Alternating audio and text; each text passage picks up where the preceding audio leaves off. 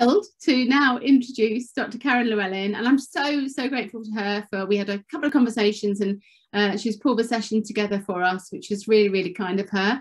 I'm certainly fascinated to learn more and to find out more, and I'm going to let Karen introduce herself in a moment, and as she's going to share information, we're going to share a summarised deck that she's going to present now. We're going to share those slides with you afterwards, and we're going to do there's a few activities, but if you have any questions as we're going through, if you want to pose any questions, please use the chat function and we will be putting them to Karen later on in the session. So without further ado, welcome to Karen. Thank you so much. I'll put myself on mute and I will pass across to you, Karen. Thank you. Yeah. Thanks ever so much, Sue. And I just wanted to say thank you to both Sue and Kate for this opportunity. And to congratulate you on what a fantastic initiative the Women's Sport Network is. And I can't say any more apart from my joy about being part of this network. And to use that cliche based on last night, it does feel like when I joined the Sport Network, it felt like coming home. So really good. Thank you. And also to everyone here that's attending and to spend an hour here, hopefully giving you some time out to think. So I'm going to first of all share a screen and hopefully you'll be able to see it.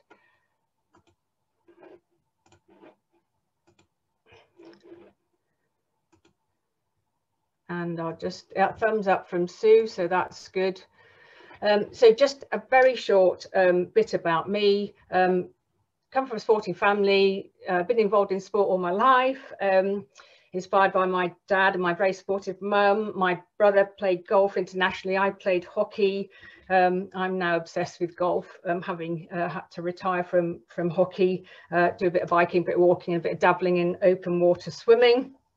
Professionally, though, my career in sport has been through the education context. So physical education, sport education, coach education, mostly in higher ed or more latterly in universities. I've always mentored and coached colleagues. And a few years ago, through a project at the University of Leeds, I went away and became a qualified and accredited business coach. And enjoyed it so much as part of my role that I thought, well, what's my next project? I'm going to set up a business. So that's what I did. And here I am supporting professional women in sport, in health, in education. And I also advocate the power of coaching outdoors and what that can do kind of for your thinking. So that's me in a nutshell. Oh, and I also do a bit of pro bono work for a homeless charity in terms of coaching women. So that's me. But without further ado, I really want to just concentrate on what we're going to do today. So you probably saw from the publicity, this is what the aim of the session is about. Creating a thinking environment. What are the benefits? What does that mean? And there's going to be a practical session in about 15 minutes where we can work together in pairs to discover what we can learn from a thinking environment, creating a thinking partnership, and then consider how it might enrich our personal professional lives. And that's really thinking about how we might apply it in our own context. So a little bit more really about Nancy Kline before we start. This book, when I was becoming a coach, was a really seminal text for me. It was really influential, and I think anybody who's in the coaching environment, and maybe people on the call today that are based in education or based in coaching, that could really gain some value from this book. And you may be familiar with it already. So if you do have some views about her thinking, about her work, it'd be great to hear from you. But Nancy Kline is an American that now lives in Oxfordshire. She's probably in her 70s now. She started her life as a teacher, a coach. She's obviously an author, has written significantly on this, and founded the Time to Think global leadership company. And she has spent her time thinking about thinking. But this is not about thinking in a dark room on your own. This is about thinking aloud with another, with a listener, And the focus of today is about listening, about the power of listening and how that can impact on the quality of thinking of another person. So hoping to flip things around a little bit. And it is the bedrock of coaching. Listening is about what a successful business coach, and obviously anybody who's involved in sport in the coaching context, listening to our athletes, our performers, is absolutely key. So this is what we're going to do. We're going to introduce the idea of a thinking environment. I'm going to talk a little bit more about what it is, and then we're going to do this thinking partnership little experiment, have a go, and then reflect on what we think we might gain from this, what will be of value, and then a little bit of a conclusion. So I hope that's all right. So, introduction. Here are some questions just to pose. When was the last time somebody asked you, what do you really think? Without judgment, where you felt heard and actually waited for you to answer at length. Ever said, I've lost my train of thought after someone interrupted you? You know, where was that train going? Somewhere creative, imaginative, who knows? You were interrupted. Ever said or heard, you're just not listening to me? I have to say, I'm afraid I've heard that. When did you last listen to somebody, really listen at length without interrupting? Even when there was a pause that you weren't tempted to fill. So maybe just think about some of those contexts that you might have experienced.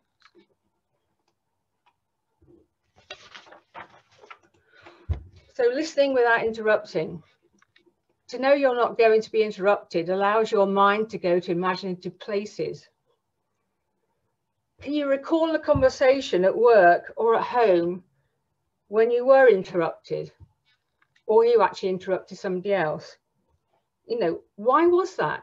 You know, why do we do it? Why do we interrupt? Maybe just have a few minutes thinking about that. It made me think of my family's example. So my partner's family is incredibly respectful. We'll sit round a meal table and they will listen to you talking, and they will be very patient and very interested and very respectful. Comparatively with my family, we're there, all chipping in, giving our 2 penny worth. No one can finish a sentence. And we wonder why not much thinking gets done. We have a lot of fun, love them to bits, but it's just the dynamic of our family compared to my partner's. So here are some ideas about why we might interrupt. I need to get my idea expressed. I need to be seen to have a good idea. Interrupting will save us time. And has this ever occurred to any of us? I'm more important than the person that's speaking. And finishing sentences, what's going on here? Does it assume that the person themselves cannot actually finish their sentence? You know, my words are better than yours. And how often do we anticipate wrongly what they say? Just a few ideas there. So this is the conclusion that Kline comes to. You know, we think we listen, but often we don't. Or maybe we listen, but we don't listen very well. Why is that? William Ury, he's an American negotiator, mediator. It's worth tuning into his TED talk called The Power of Listening. He says our minds are so busy, so full of what's going on, that it's really difficult to pay attention to others. And that we need to be clear in our minds, to settle our minds, to pay attention to others. So it's really challenging for us to be able to listen to somebody else if there's an awful lot going on in our heads. So I'm just thinking, have a go now. Take a few deep breaths. Park whatever's going on in your lives and just listen to what's being said.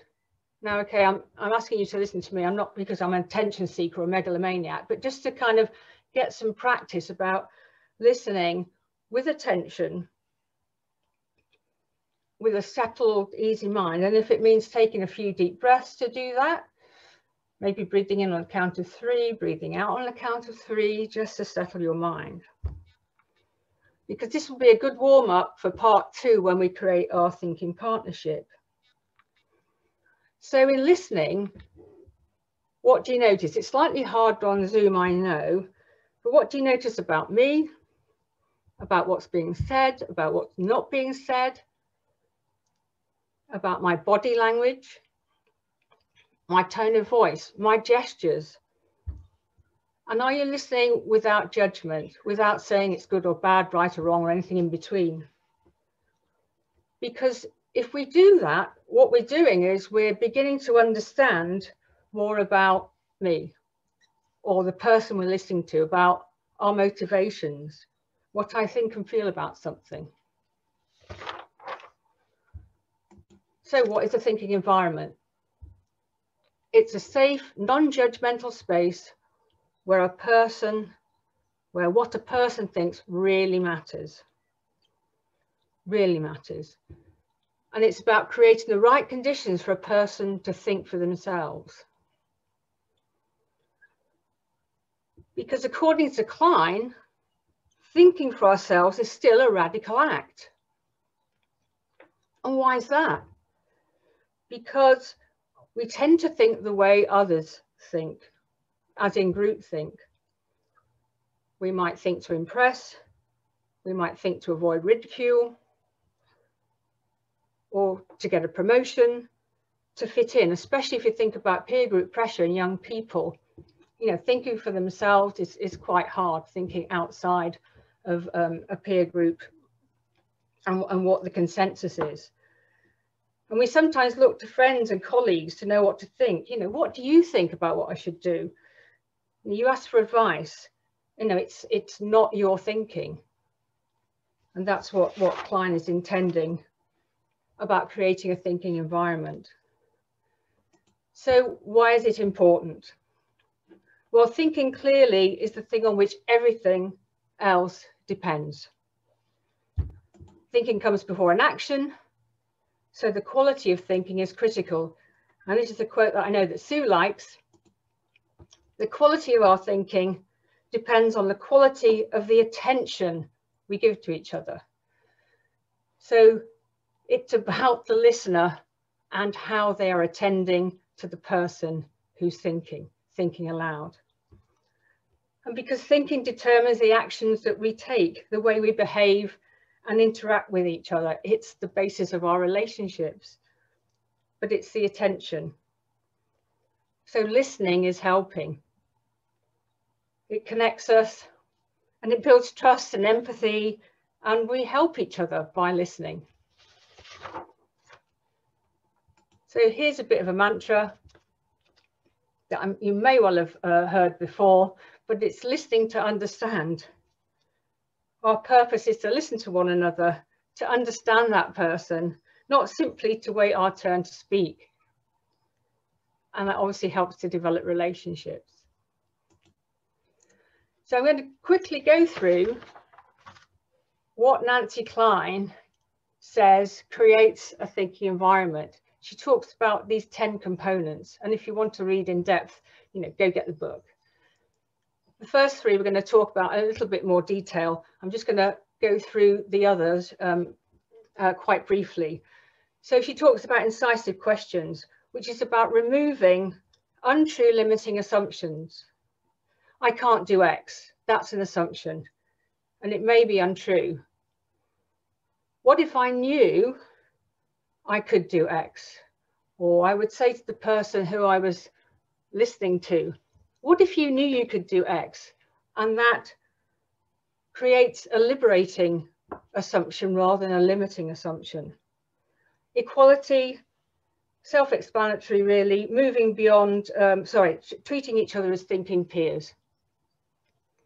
Encouragement, moving beyond competition, being in a more cooperative mode. Feelings, allowing sufficient emotional release to restore thinking. Nancy Kline's a big advocate of crying. She said it makes you think smarter. It's an intelligent act. Information, obviously that's about working with clear and accurate picture of reality. The place is creating a physical environment that says you matter. So I asked the question, where do you have your work meetings? If it's in a broom cupboard, that's clearly not very conducive to a good place to think. So thinking about the place. And then obviously diversity, adding quality to thinking because of the differences between us, and to celebrate that. I'm just going to focus on these top three because they will create the conditions for our little experiment in a few minutes' time. So attention, if anybody has worked with children or have children, then you know that attention is a real gift.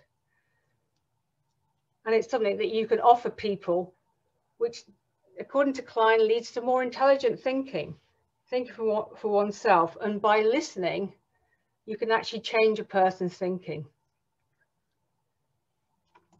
So she's saying, one must listen with genuine interest and fascination, particularly in what's going to be said next, because it means you won't interrupt. If you're not anticipating what they're going to say, but just waiting for what they say next with real interest. And also to listen with respect.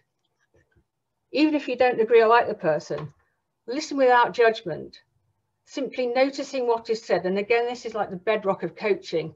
You're just listening to understand the person as they're thinking aloud. And not just noticing what's said or what's not being said, but body language, gesture, emotion. And here's the key, eyes on eyes. By what Kline means by this is that keeping your eyes on the listener, even when they look away, you don't take your eyes off them. Clearly there may be some cultural challenges here, but generally if in the culture it's okay to look at somebody in the eye, that's the best way of demonstrating genuine interest and good attention. And there's no rescuing required, just your attention. She talks about ease. We do have a culture of being hurried and hasty. I've worked in organisations where it was really valued if you were fast-paced and covering lots of ground and not waiting. She's saying, what's the hurry? Ease creates imaginative thinking, but urgency destroys. And too much emphasis is placed on pace of working. Do nothing. By listening, you probably think you're not doing anything. But in fact, it's the opposite. It creates the condition for somebody to think for themselves. And then the power of silence. We may be rushing to fill that space. We may feel awkward or embarrassed with a pause. But what she's saying is stopping speaking is not equal to stopping thinking. Hold that silence and wait for what's coming next, because that's when the exciting stuff begins to happen. And then finally, appreciation. Appreciating that person makes them feel important and valued. And what greater gift can you give to somebody with attention, ease, and appreciation? She claims that it keeps people thinking more creatively, more rigorously. So our appreciation needs to be sincere. The 3 S's: sincere, succinct, and specific. Notice something good and say it, and note their response. So what a great report you wrote last week. you know, you really took our thinking much further in that meeting, you know, thank you. It doesn't take much. And interestingly, she says that our appreciation to criticism should be a ratio of about 5 to 1. And that's interesting because she backs it up with some neuroscience saying that less blood flow in the brain is evident when we're thinking critical thoughts. Yet there's more blood flow when we're thinking appreciative thoughts. That's really interesting. And I asked myself the question, you know, who do I know who thrives on negativity? I don't. So that's my bit over in terms of the introduction to creating a thinking environment. Be really interested to hear some of your views so far.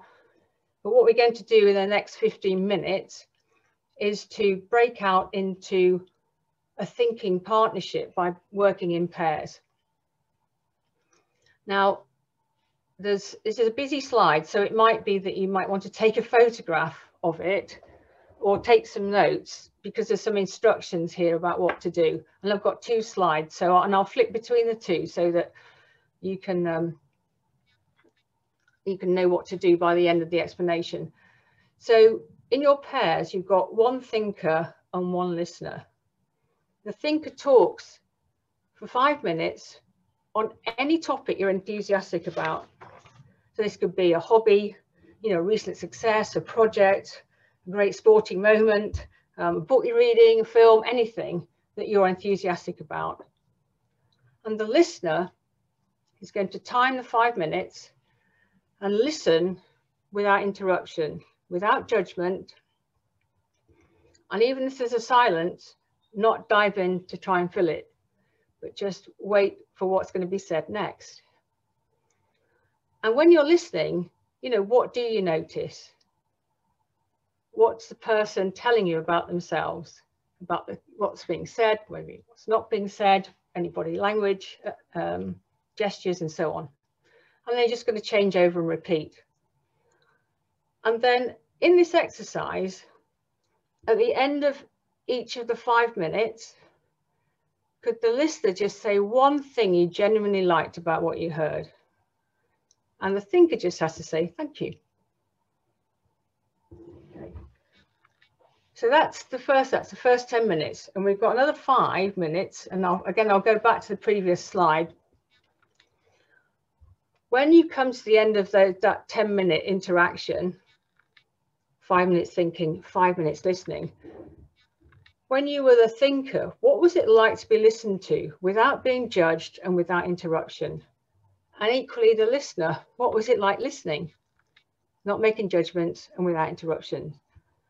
And then maybe just a couple of minutes, if you've time, to think how a thinking partnership could be used in your own context, personally, professionally. And then share your reflections between the 2 of you before we return to the wider group to maybe get some of your ideas, some of your thoughts. So early birds back, first couple. Hi, Emily and Nicola. Welcome back to the main room, everybody. I hope that worked for everyone there.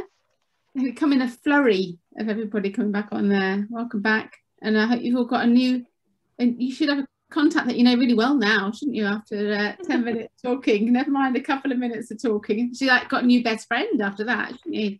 I'm going to pass straight back to Karen to kind of wrap up and move us to the next stage. We've got another 10 minutes or so left, but if you have got questions and thoughts, I know Karen's going to ask you just to pop them into the chat function now. Yes. Karen, across to you. Yeah, thank you. Well, I hope that went all right, and I hope you had a good 10 minutes listening and thinking. And I'm just wondering whether you did have any reflections. What was it like to be listened to without interruption, and somebody giving you attention with ease and appreciated you? And as a listener, you know, what was it like to be, what was it like to listen without interrupting to somebody speaking, thinking out loud? So I don't know if we've got any thoughts in the chat.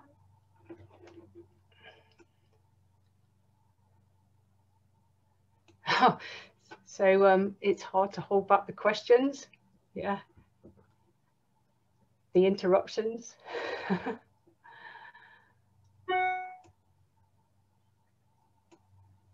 Is positive feedback while talking a good thing? How do you do that silently? Oh, shall I respond to that question? That's a really interesting one, because there's an assumption there that the person thinking needs positive feedback, and whilst maybe at the end you are appreciating them by saying that it was great the way you said X, in order for them to think clearly and creatively, maybe at that point there won't be a need for positive feedback, just to let the kind of creative thinking juices flow. And I think just the fact that you are listening, they can see you. I know we're on Zoom. If you're face to face, they can see you listening and with attention, and that's positive feedback in itself. That kind of silent giving of yourself, your time, your attention is sufficient feedback. I hope I've answered that question adequately. So good as an exercise. Thank you, Claire, from the RFU. Yeah, body language is hugely important if you're listening without interrupting. I did enjoy just getting into the flow as a speaker in the exercise. And of course, 5 minutes goes so quickly. Well, I find it does. And in a moment, I'm just going to round off by showing you what Nancy Kline thinks is a good idea in terms of actually creating a partnership. You know, one might talk for 15, 20 minutes. This was just a snapshot of kind of light touch. So more time is better. If I don't touch on everyone's answer, I apologise, but it's just because of time. We've got, just got a few minutes left. Being listened to helps make connections that you didn't see previously. That's lovely. That's really good to hear. And you're being thanked, Jess, to do the exercise. Great listeners. Also found it hard to hold up questions. So you do have to make an effort, don't you?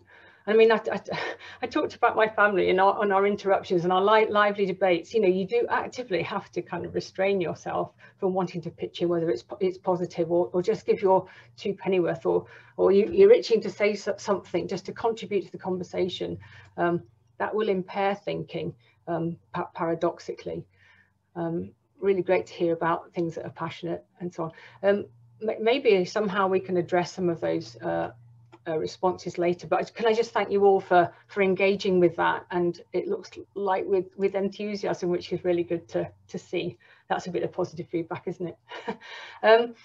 So if I could just go back to the sharing the screen, unless somebody had a burning issue to say something out loud right now, I'll quickly go to sharing the screen with just a few minutes left.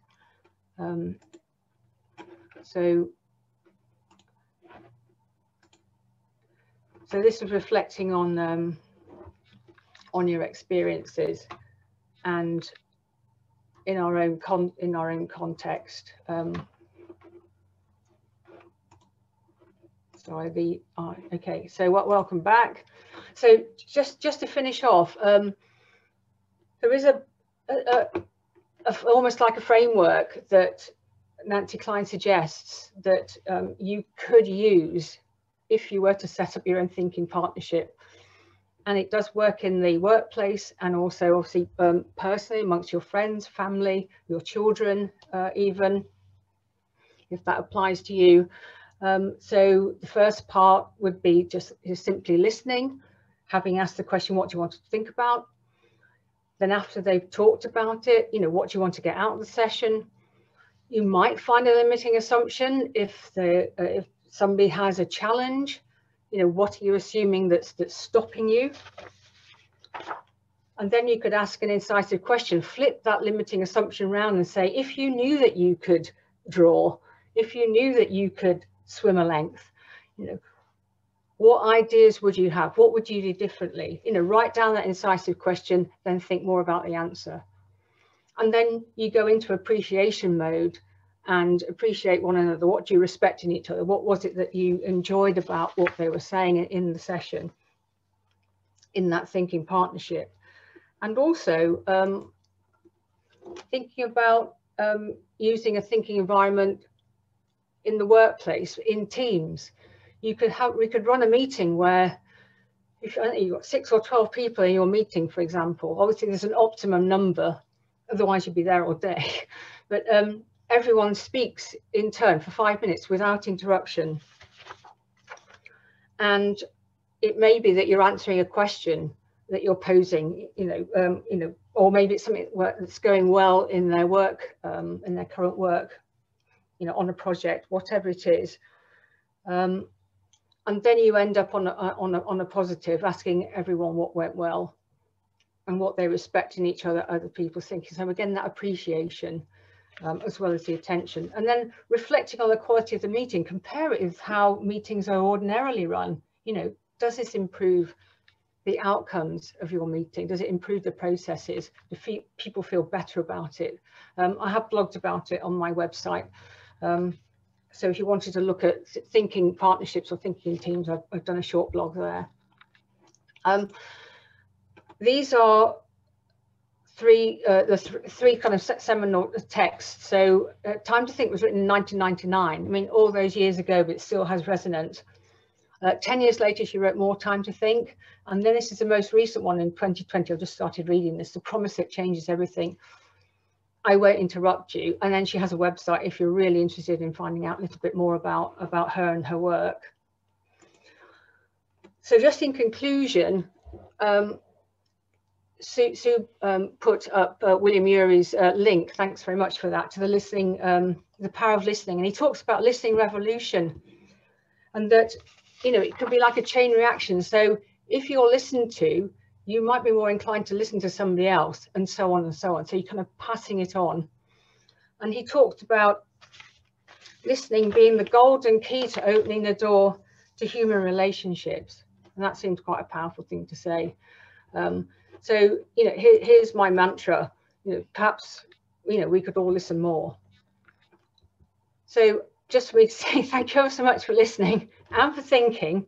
If you want to get in contact with me, if you have anything to say about this, or you're interested, or even if your organization, would benefit from something like this, get in touch. Be happy to work with you on that. And just to thank you for all your contributions. Kate, we could capture all the chat, can't we? So we could look at the responses and maybe get back to you individually for your contributions. If only to say thank you and to value what you've said. So yeah, thanks everyone. Brilliant. Thank you so much, Karen. Really appreciate that. And I guess with all these sessions, as long as we take away things and we're learning things, and I definitely know I'll be listening in a different way, as Kate and I've practiced, but also just making some connections. So hopefully you've obviously made some, but we'll share a list afterwards of everybody that's on the call. We don't share the email addresses, but we will share the names of the people that are on the call and where they're from. So definitely worth your while just to follow up on LinkedIn, just to kind of build that connection a little bit more, because even if you don't think someone is a valuable connection now, you don't know whether they might be in a week or a month or a year's time. So definitely follow up and make those connections. And a massive thanks again to Karen for pulling that session together for us. Thank you. And hopefully we'll see you on a session in the future again too. And we'll hopefully see lots of you on the networking event next week, and we can say more of you talking in person there too. So thank you to everybody. Have a lovely rest of the day. Hope the sun comes out eventually at the weekend, wherever you are. And we'll talk to you all again soon. Thank you so much. Thank you. Bye. Thank you.